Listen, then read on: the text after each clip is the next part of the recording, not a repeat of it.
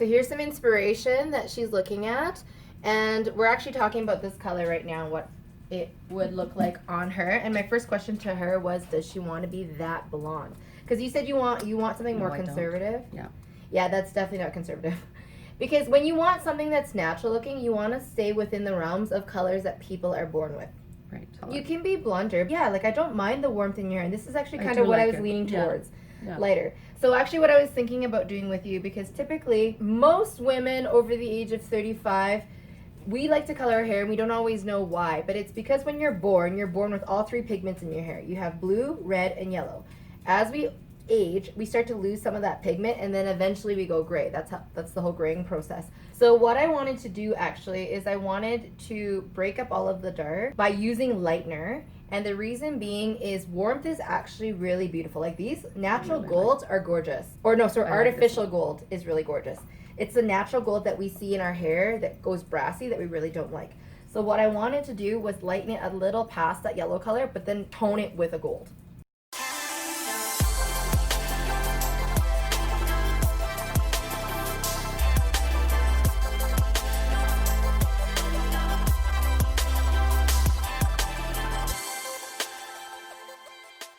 Yeah. And I can see different tones in here, or different colors in here, and I really like the idea of not being exactly the same color all the way through.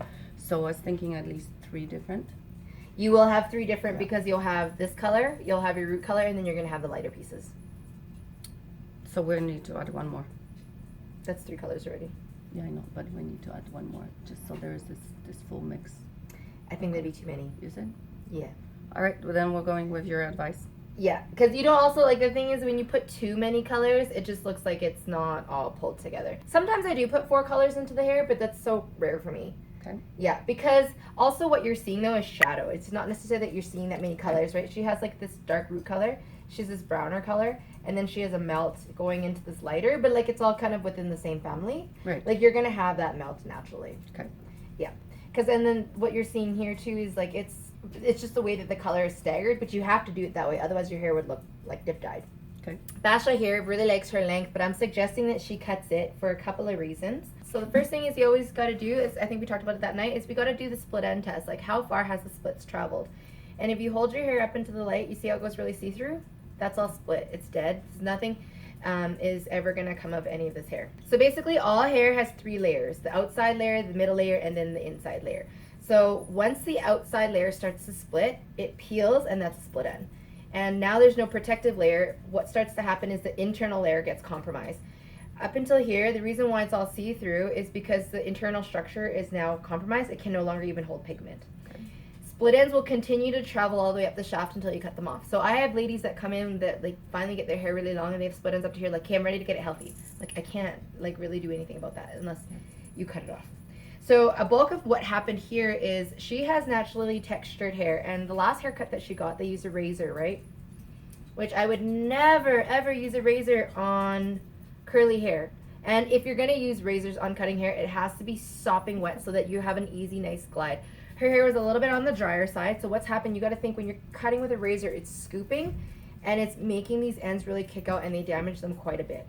She's such beautiful bone structure, and I find oftentimes that the hair around the face is left way too long. You can see because when you're looking, when she styles her hair, your eye is gonna be dragged all the way down here. So what I wanna do is cut these layers open so that it opens up her face to show it. And oftentimes, sometimes, as you notice, I do it in the middle too. Okay, So and that's then it's also really closer important to know. Yeah.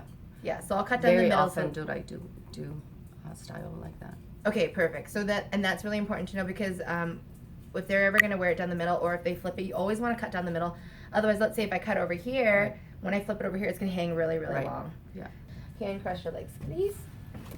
Oh, are you cutting before or after? I'm just gonna cut some before. So we can see here with the start of the hair, the last person that cut it quite short on this side. You can see how much shorter it is on the left than the rest. So this is gonna end, this all needs to come off here. So this is gonna dictate the length that we're gonna have.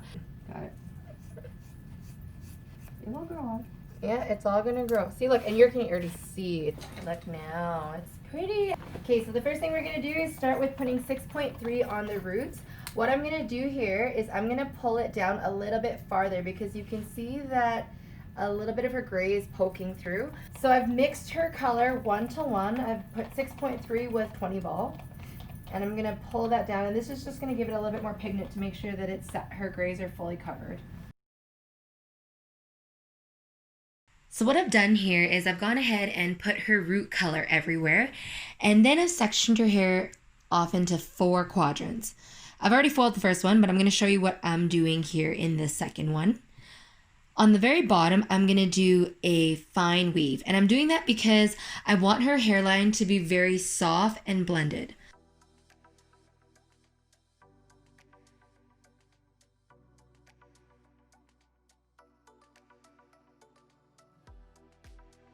Moving up the section, I'm going to stagger the amount of blonde that I slice in there. I'm going to take horizontal sections, and at the root, I'm going to backcomb it a little bit, and all that's going to do is it's going to help to diffuse the line to soften the gradient from dark to light. Now with each of these slices, I'm going to vary the amount of blonde that's in there. So for one of them, I'm going to put just a little bit. The next one, I'll put a medium amount, and then the next foil, I'm going to bring it up quite high next to the root.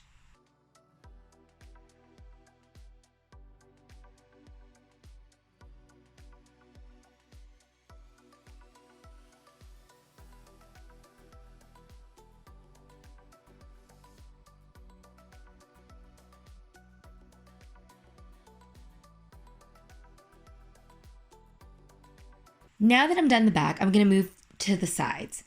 I'm going to do a very similar foil pattern, except I'm going to put more weaves throughout. So how it's going to work, it's going to be 3 slices to 1 weave.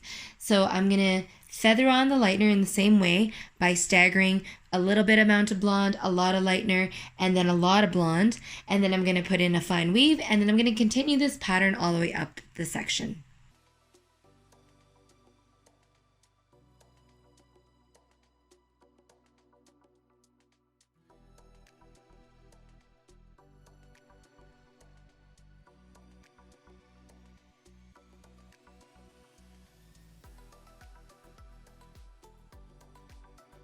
On the foils above her parietal ridge, I'm going to throw a back-to-back foil. So basically that's a foil on top of a foil with no space in between. I'm going to throw on a back-to-back foil of a weave on top of the slice. All that's going to do is break up any harsh lines, and it's going to give a really diffused finish.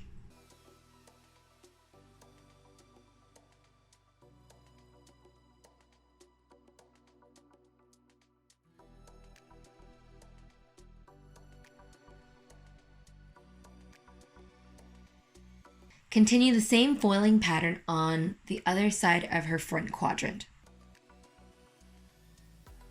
Now I'm going to cut her hair.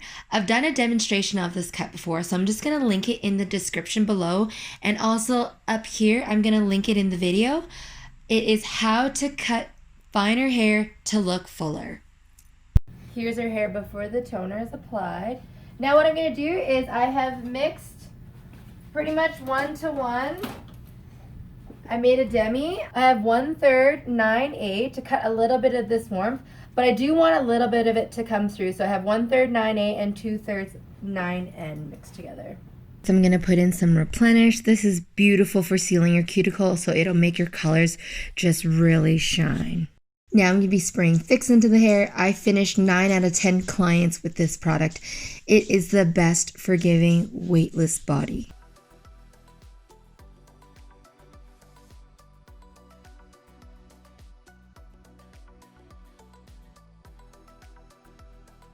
Look at your hair.